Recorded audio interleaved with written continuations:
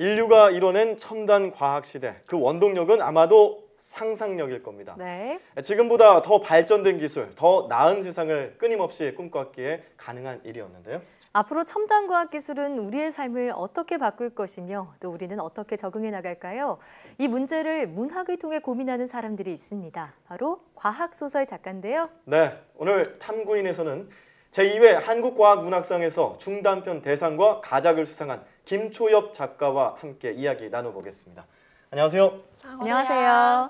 네, 먼저 이 자리에 나와주셔서 감사하고요. 청각장애를 갖고 계시다고 들었기 때문에 저희가 인터뷰를 조금 천천히 진행을 하겠습니다.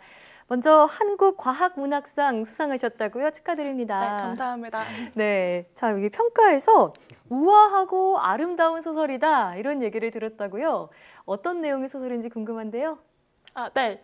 저는 이제 중단편 부문에서 관내분실과 우리가 빛의 속도로 갈 수 없다면이라는 소설로 상을 받았는데요. 네. 관내분실은 사후 마인드 업로딩이 보편화된 근미래 한국 사회를 배경으로 하고 있습니다. 여기에는 죽은 사람들의 기억을 보관하는 마인드 도서관이라는 곳이 있는데요. 네. 주인공 지민이 죽은 엄마를 만나러 마인드 도서관에 갔다가 엄마의 마인드가 분실되었다는 사실을 알게 돼요. 그래서 엄마가 왜 어디로 사라졌는지 그 흔적을 추적해나가는 그런 이야기입니다. 네. 마인드 도서관, 그러니까 여기서 마인드는 기억을 의미하나 봐요? 네, 좀 더 정확히 말씀드리면 죽은 사람의 기억을 모방해서 그 사람이 다를 가상현실에 구현해 놓은 그런 개념입니다. 오, 그냥 잠깐 듣기만 했는데도 되게 흥미로워요. 저희도 읽어봐야겠다는 생각이 드는데요. 작가님 최근에 포스텍 대학원을 졸업하신 연구자이기도 하잖아요. 그러면 이번에 소설 속에 등장한 이 마인드 업로딩 기술 방금 말씀하셨는데 실제 과학 지식이 반영된 기술인가요? 네, 실제로 관내 분실에서 등장하는 마인드 업로딩이라는 기술 자체는 SF에서 굉장히 흔하게 다루어지는 그런 기술인데요. 그래요? 그중에서 저는 과학적 디테일을 좀 더 세심하게 묘사하려고 노력을 했습니다. 네. 실제로 마인드 업로딩의 원리, 예를 들면 이제 사후의 뇌의 단면들을 고해상대로 스캔해서 시뮬레이션하는 방식, 그리고 뇌의 시냅스 연결이 어떻게 우리 기억과 자아를 반영하는지 이런 점들을 뇌과학 책이나 다양한 자료들을 조사를 해서 반영하려고 했습니다. 그렇군요. 우리가 흔히 보통 SF 소설이라고 공상과학 소설 이런 이야기를 하는데 네. 여기서는 과학 소설이라는 의미가 잘 와닿지 않는 것 같기도 하고 판타지 소설인가 이 과학 소설의 개념 좀 설명해 주세요. 네, 실제로 많은 분들이 알고 계시는 그 공상과학 소설이라는 단어는 사실 단어 자체가 좀 잘못된 번역에 근거해 있어요. 그래요? 또 지나치게 상상력이라는 개념에만 초점을 찍는 그런 측면이 있거든요. 예. 저는 이제 과학 소설을 정의할 때 과학적 사고방식이라는 이런 프레임으로 잡아서 이제 비현실적인 이야기를 논리적으로 펼쳐나가는 그런 이야기라고 정의를 하고 싶은데요.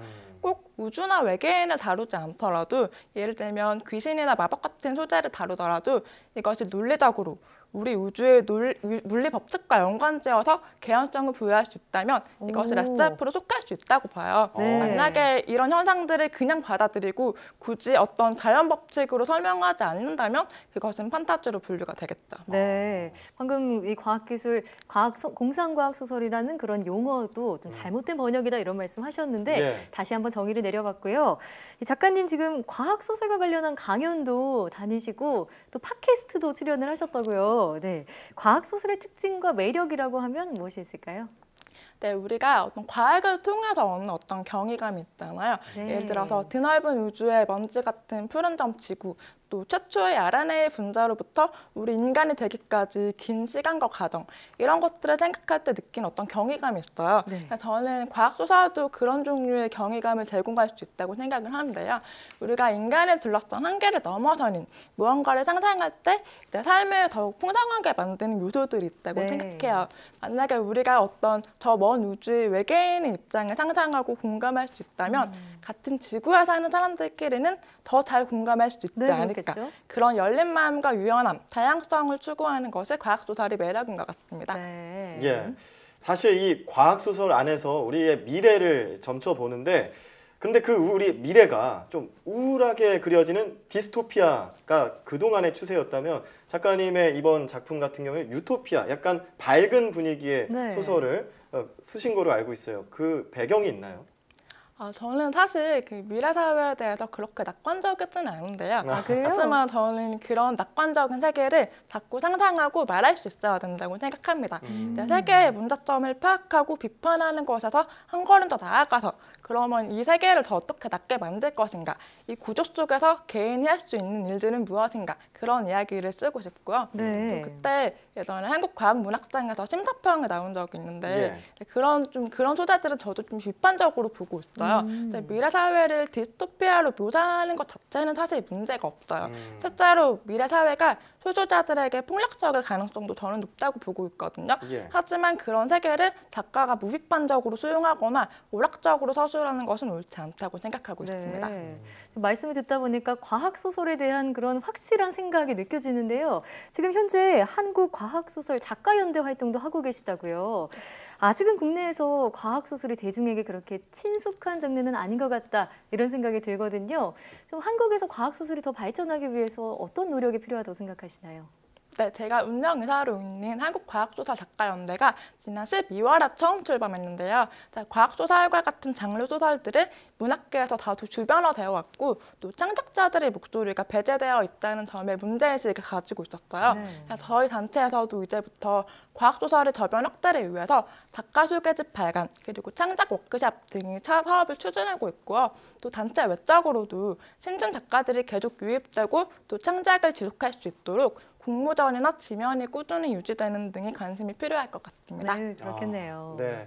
청각 장애를 가지고 계신데 이렇게 집필 활동도 하고 계시고 작가들끼리 연대할 수 있게끔 힘을 보태는데도 영향을 지금 끼치고 계신데 앞으로의 그 집필 계획도 궁금합니다. 네, 저는 올해는 이제 장편 집필에 도전해 보려고 하는데요. 인간의 감정을 어떻게 과학적으로 또 사회적으로 다룰 것인지에 대한 이야기를 써보고 싶어요.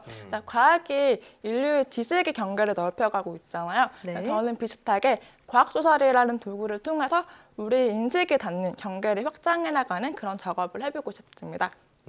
네. 자, 이렇게 얘기를 들어보니까 이 과학이라는 게 어떤 과학자들만의 특수한 영역이 아니라 문학적으로도 이걸 해석해서 우리의 상상력을 계속해서 넓힐 수 있는 하나의 영역이 아닌가라는 생각을 해볼 수 있었습니다. 네. 지금까지 김초엽 작가와 함께 이야기 나눠봤습니다. 오늘 말씀 고맙습니다. 고맙습니다.